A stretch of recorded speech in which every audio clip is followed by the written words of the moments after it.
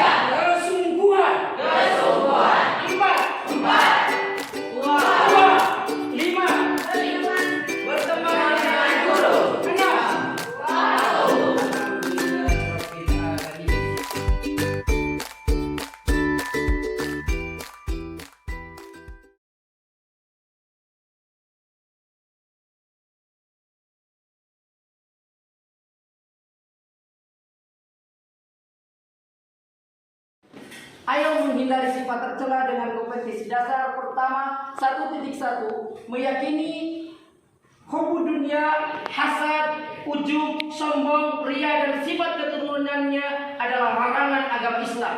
Poin kedua 2.1 menghindarkan diri dari hubbu dunia, hasad, ujub, ria dan sifat keturunannya. Dan yang ketiga adalah 3.1 menganalisis makna, penyebab dan dampak negatif dari sifat tercela hubbu dunia, hasad, ujub, sombong, ria dan sifat keturunannya. Terakhir, bagian keempat adalah menyajikan hasil analisis makna, penyebab dan dampak negatif dari sifat tercela hubbu dunia, hasad, sombong, ria dan sifat keturunannya. Anak-anakku sekalian, kehidupan sekarang yang serba modern ini hampir dipastikan tidak bisa lepas dari unsur materi. Banyak orang yang tergiur dan terjebak dengan unsur tersebut. Pada akhirnya, menyeret pada perbuatan pola hidup dan perilaku individu yang materialistis. Hal ini tentu saja mengakibatkan munculnya sifat tercela yang dapat merugikan diri sendiri, bahkan sangat merugikan orang lain.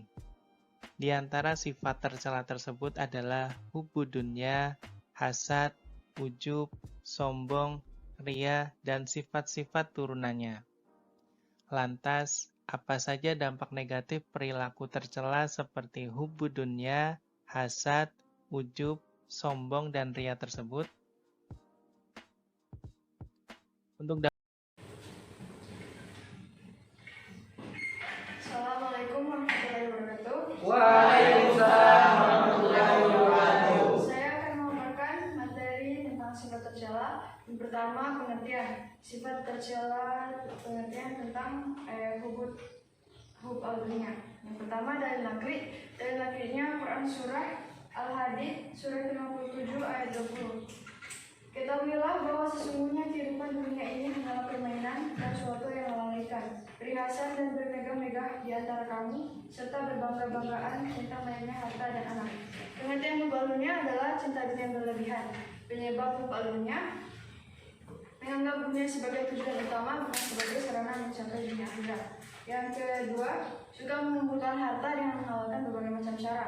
Ketiga, pikir terhadap harta. Dampak negatif, cinta dunia akan membuat mereka lalai kepada Allah, mudah tergoyah imannya, dan juga sebagai sumber penyakit. Cara menghindari, mengingat bahwa kehidupan dunia itu hanya sementara. Yang berbaik mengingat kematian, dan qanaah yaitu merasa cukup. Sekian, wassalamualaikum warahmatullahi wabarakatuh. Waalaikumsalam warahmatullahi wabarakatuh. Satu lagi. Assalamualaikum warahmatullahi wabarakatuh. Waalaikumsalam warahmatullahi wabarakatuh. Saya akan membacakan sifat tercela yang kedua, yaitu hasad. Dalil nakli ada dalam Quran surah Ali Imran surah ketiga ayat 120 yang artinya, jika kamu memperoleh kebaikan, niscaya mereka bersedih hati. Tapi jika kamu mendapat bencana, mereka bergembira karenanya. Hasad secara bahasa berarti dengki atau benci. Hasad adalah penyakit hati yang ketika seseorang tidak senang jika orang lain menerima karunia dari Allah. Sedangkan menurut istilah, hasad adalah membenci nikmat Allah Subhanahu wa taala yang dikaruniakan kepada orang lain. Sebab-sebab hasad ada dua. Yang pertama, permusuhan dan kebencian kepada seseorang. Yang kedua, sifat takabur atau sombong, yakni merasa dirinya sendiri yang paling baik, paling benar atau paling hebat. Dampak negatif dari hasad, yang pertama menghanguskan amal kebaikan, yang kedua merasa senang jika orang lain mencari musibah, yang ketiga memutus tali silaturahmi, yang keempat hilangnya ketenangan dan kebahagiaan, yang kelima tidak dapat menyempurnakan iman.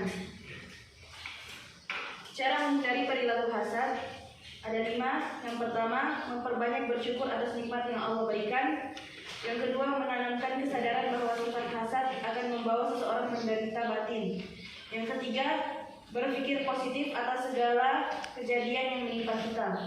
Yang keempat, menumbuhkan kesadaran bahwa akibat dari diri itu adalah permusuhan dan permusuhan akan membawa petaka. Dan yang terakhir, memelihara sikap rendah hati, tidak sombong atau membanggakan diri. Meyakini bahwa semua yang kita miliki adalah titipan dari Allah sehingga kita tidak perlu merasa tersaingi apabila orang lain mendapat suatu kenikmatan dari Allah. Sekian, terima kasih. Assalamualaikum warahmatullahi wabarakatuh. Baik, saya akan membacakan sifat tercela yang ketiga, yaitu sombong. Sombong, Quran Surah Al-A'raf Surah ke-7 ayat 46.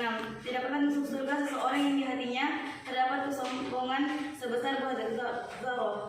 Hadis riwayat Bukhari. Pengertian dari sombong. Sombong takabur artinya adalah membanggakan diri sendiri. Sombong itu adalah menolak kebenaran dan meremehkan manusia. Sebab-sebab dari sombong, merasa apa yang diucapkan benar sehingga menganggap orang lain salah. Gila pujian jika mengetahui banyak orang memujinya. Ia girang bukan main dan bertambah keampuhannya. Dampak negatif dari sombong, yang pertama, menjadi penghalang masuk surga karena tidak memiliki akhlak seorang mukmin. Akhlak mukmin adalah pintu surga dan kesombongan penutup pintu surga. Cara menghindari sombong, meningkatkan ibadah kepada Allah, meningkatkan keimanan dan ketakwaan. Baik, sekian dari saya. Terima kasih. Tadi sudah dipaparkan ada 3 hal materi yang pokok dalam materi kali ini. Ada yang mau bertanya? Silakan angkat tangan. Baik, saudara Jian, silakan.